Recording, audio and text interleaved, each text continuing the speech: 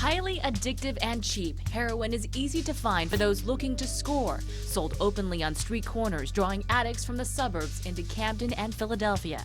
Sergeant Vic Diaz with Camden County Police took us to the worst drug corners in the city. Where you guys from? Mount Laurel. You guys shouldn't be out here, right? Right away, we pull up on a pair of friends walking on the corner of 8th and Grant in a North Camden heroin hotspot. I'm 23, and so I'm coming here for heroin.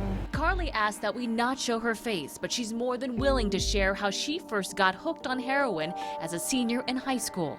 I had a really, really bad day and asked if I could try it, and they let me try it. I just kind of fell in love with it right there. Her addiction to the drug and her pursuit of it is similar to others coming from the suburbs, like Brian, who travels from Gloucester City to buy heroin in Camden every 2 days. It was pain pills originally, and then, that became a habit after prescription, and then, they became too expensive, and so I find that that's like a common theme.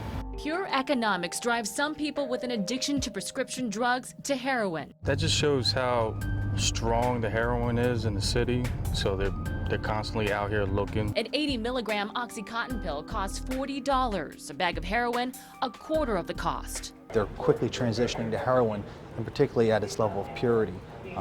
And once those hooks are in, it's a slippery slope after that. Camden County Police Chief Scott Thompson says efforts to patrol open-air drug corners are pushing dealers into more secluded areas. Buyers are taking notice. The cops used to not be this bad. There used to be a drug dealer on every corner. But even in the eyes of law enforcement, battling the heroin epidemic needs to go beyond arrests and prison time. Camden County is focused on education and prevention. Our campaign will include a summit where we will invite the public to come learn about this epidemic, messaging through billboards and other media to make sure the public's informed about the epidemic.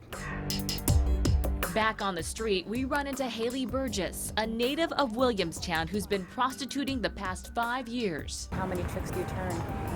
I don't know, sometimes it could be like 4, sometimes it could be like 20, because I don't know, it just seems like I never get enough of the drug.